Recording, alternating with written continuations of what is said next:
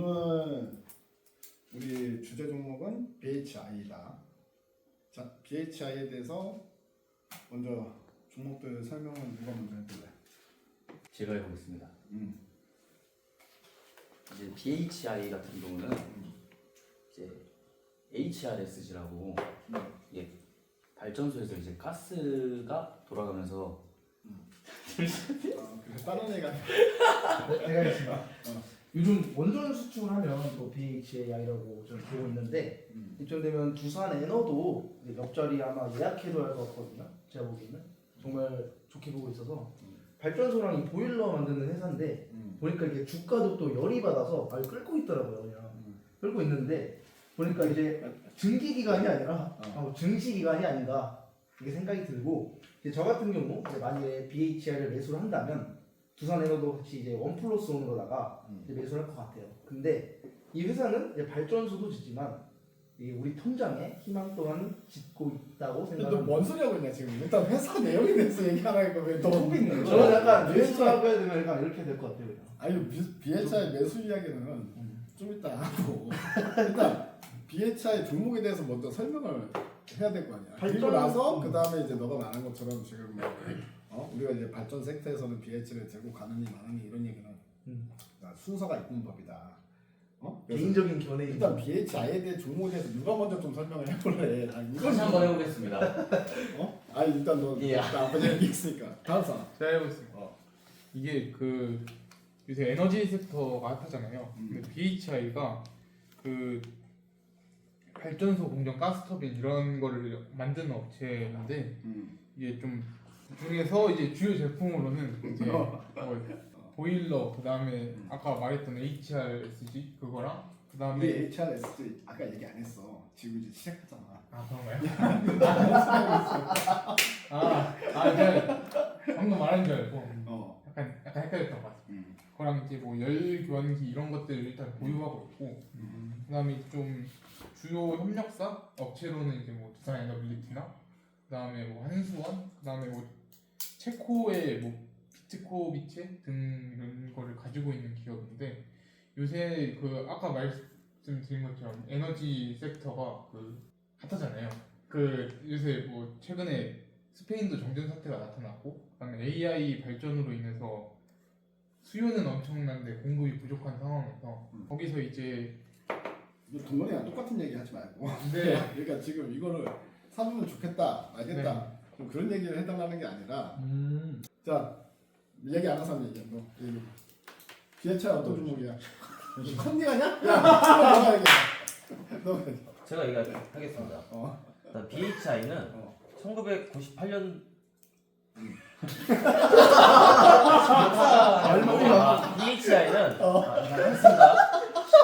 재밌다 이거. 재밌는데? BHI는 1998년도에 설립되어서 2005년 코스닥에 상장을 했고 이 회사는 발전소와 제철소, 그 다음에 석유화학 들어가는 핵심 기자재를 제작하는 회사입니다. 그래? 네. 자, 네. 뭐 또 추가로 얘기할 거 있으면. 이 BHI 같은 경우에는 핵심은 이제 HRSG라고 생각되는데요. 이제 그 HRSG가 뭐냐면 이게 가스 터바인이 돌아가면서 전기를 생산할 때 매우 그 뜨거운 연기가 나거든요. 근데 이거를 그냥 버리면 에너지가 낭비가 되는데 그 뜨거운 배기가스의 를 다시 모아서 이제 다시 전기로 만드는 장치가 HRSG라고 그렇지. 합니다. 근데 이제 결국 이제 HRSG가 에너지 효율을 극대화하는 핵심 장치라서 이제 LNG 이런 복합 화력 발전소에는 없어서는 안 되는 그렇지. 중요한 설비라고 생각이 되는데 이제 BHI 같은 경우에 이제 HRSG의 전 세계 점유율 25%를 담당하고 28%. 맞아. 시장 점유율 1위. 그래서 되게 이제 요즘 핫한 이제 에너지가 핫한데 이제 이거야 이거. 대장. 그러니까 BHI가 이제 그 발전 설비 만드는 회사잖아. 그런데 이제 최근에 얘네들 이제 실적이 수주가 1조 넘게 1조 4천억까지 탁 찼단 말이야.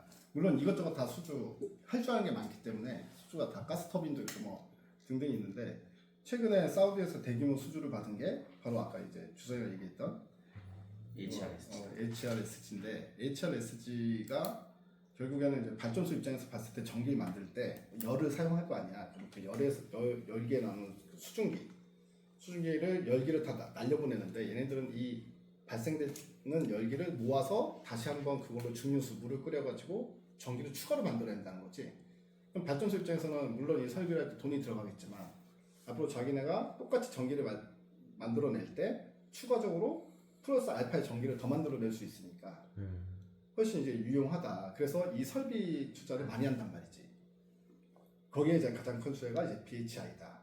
그러니까 지금 에너지 섹터, 전력 섹터도 올라갔는데 BHI가 거의 대장주처럼 최근 들어서 막 수직 쪽으로 막 급등이 나오고 강세 흐름이 나오는 거다라는 거야.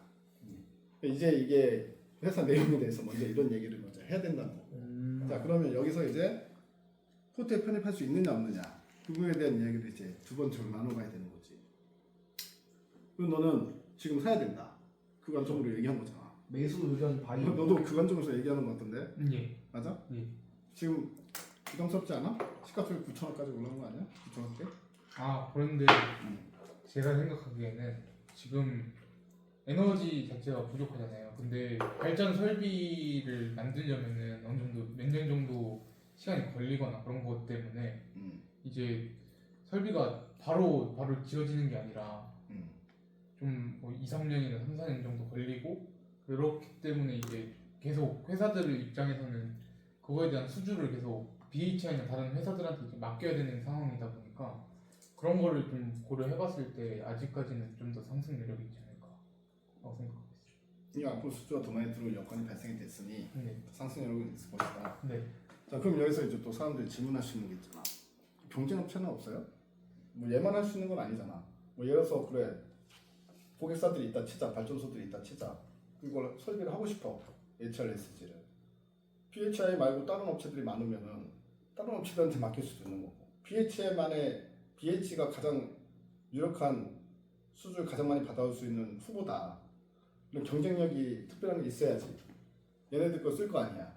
뭐 남들보다 가격이 싸다거나 아니면 남들이 못한다는 걸 한다거나 뭐 그런 것들 아니면 경쟁업체가 워낙에 많으면 이 시장이 커져도 어쨌든 다 나눠먹기이기 때문에 BHI가 뭐 지금 현재 실적 대비해서는 분명히 더 많이 오버슈팅한 건 맞고 그러면은 사는 것도 좀 애매할 수 있다 이런 생각 들 수 있는 거잖아.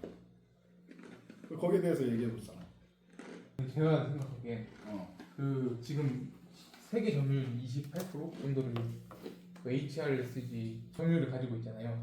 근데 이제 이전에 미국 시장에서 AI가 발전할 때 그 GPU를 만드는 게 엔비디아 GPU가 좀 더 성능이 좋고 그 다음에 그럼 거기가 독점이잖아. 그러면은 HRSG는 그럼 BHI가 전 세계 독점이야? 아 그건 아닌데 그거 아니지. 근데 이제 점유율이 일단은 1위다 보니까 전 세계 점유율 1위니까 이제 수주를 받더라도 그쪽에 수주가 더 많이 들어갈 수 있는 여건이다 보니까 BHI가 시장 점유율 작년에 1위로 뛰어올랐단 말이야. 이 가장 큰 이유가 BHI의 그 HRSG 그 기술력 보게 되면 보통은 설계를 따로 하고 이걸 설계 도면을 만드는 회사 따로 있고 그걸 가지고 와서 제작을 하는 회사가 있단 말이지.